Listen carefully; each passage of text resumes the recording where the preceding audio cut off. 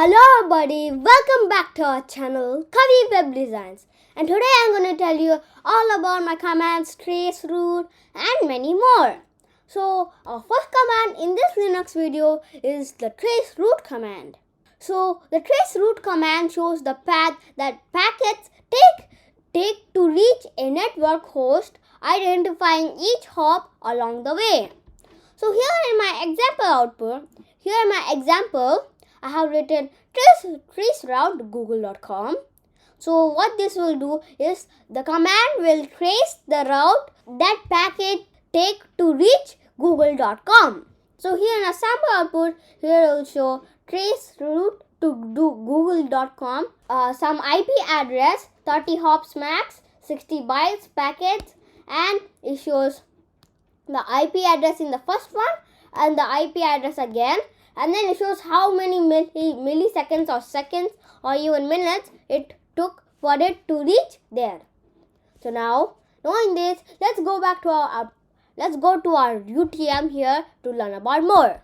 So I'm here at my Kali Linux here, and now I'm entering into my Kali Linux, and here I'm at my Kali Linux, and I'm here at the terminal here. Now, here I'm going to try traceroute, and then I'm going to type, suppose, google.com. Now when I press return, here it will show the IP address as before and the IP address again, and here it will show traceroute to google.com, so a IP address, 30 hops max, and 60 bytes of package. And here in our first one, it will show these. What these are all are. This is the information about the packets sent to google.com, and it was waiting for a response and showing how much time it took for the response to come back. So now, knowing this, let's go back to our PowerPoint presentation to learn about more. So back at our Kali Linux here I'm going to move on to our next command, which is the nslookup command.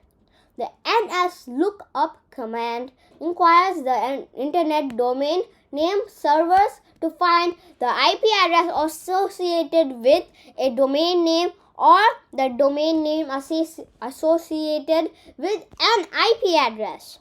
So what this will do is it will show you the servers, the addresses.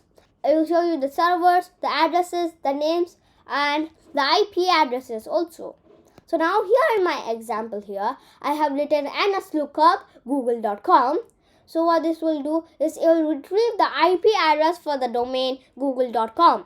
And here it will give it out into our sample output here as server, a IP address of the name of this of google.com, and here the address, the IP address will show 192.168.1.1, and here it will show the unauthorized answer. So here it will show the name as google.com and the real IP address as 142.250.7246.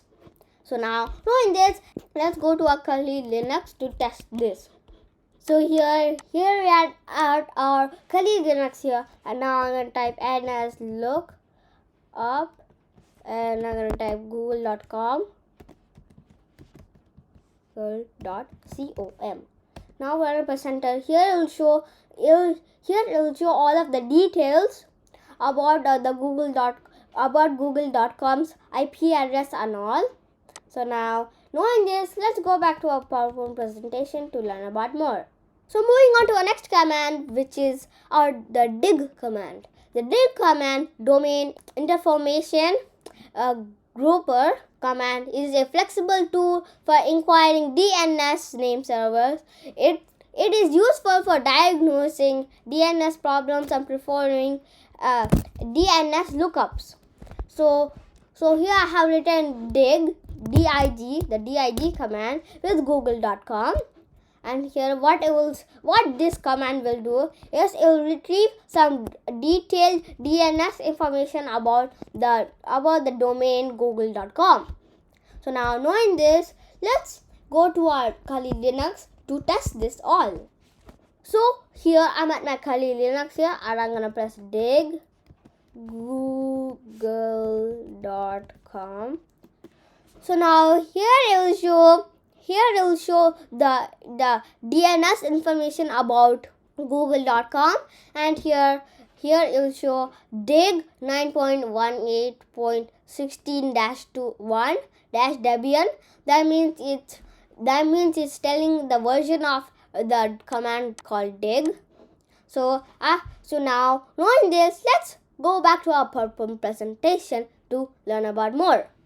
So moving on to our fourth command, which is the wget command. The wget command is used to download files from web via HTTPS or FTP protocols.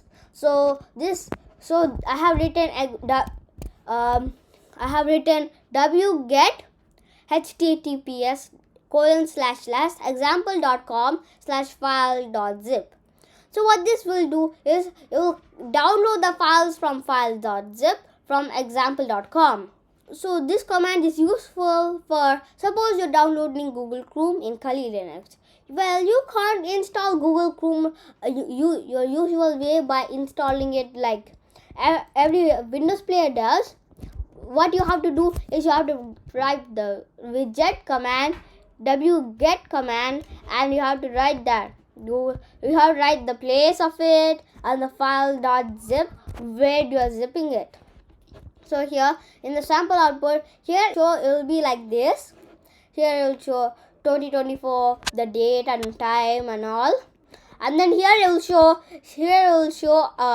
resolving example.com, some IP address connecting to example.com. That means it's connecting to the website that you have gave it, and it's waiting for a response, and the length is 120,000, and application is the zip file, and it's saving it to file.zip. And here it will show the percentage, how long it's taking, and 120 kilobytes and all. In how many seconds? 0.02, can be anything else. So here it will show it like this. And here, knowing this, let's test this out in our Kali Linux here. So here back at our Kali Linux, here I'm going to type wget, and here I'm going to type https://example.com, and I'm telling you this, and I'm going to tell you something, because there is no a website called example.com, so it will show a failure sign saying that there is no a website called example.com. But if you really have any file that you want to download or you want to use it, you can download it for using this command, and the place of it, like which website did you get it from, and then you want to which file do you want to extract, and if you write that all down, then you'll start downloading the file. But for now I can't download this since they have no website called example.com. So now let's go back to our PowerPoint presentation to learn about more. So moving on to our next command, which is the shutdown command. The shutdown command is used to power off, reboot, or halt the system.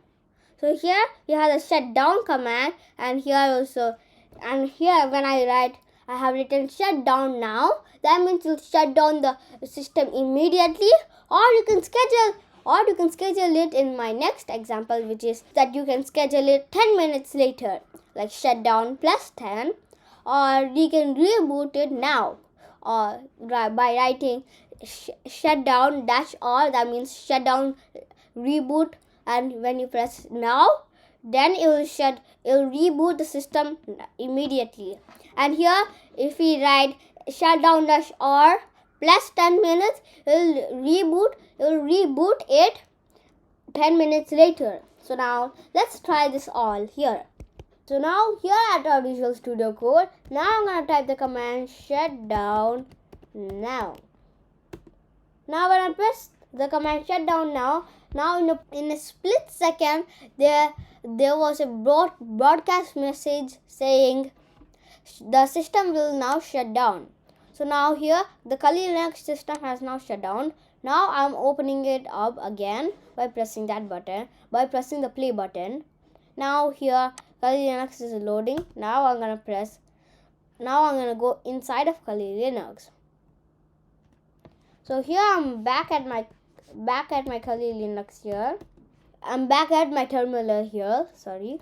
So now here I can also do this command called shutdown +1. So now when I press return here now Kali Linux would say shutdown scheduled for Wednesday 2024-09-11 23/28/18 PD. Use shutdown-C to cancel. So what this will now do is it will shut down Kali Linux in one minute. So now knowing this, let's go back to our PowerPoint presentation to learn about more. So folks, this is it for today. And if you like this video and you want to support us, please like, share, subscribe to our channel Kaviwebdesigns and show us some love. This is Bhavik signing off.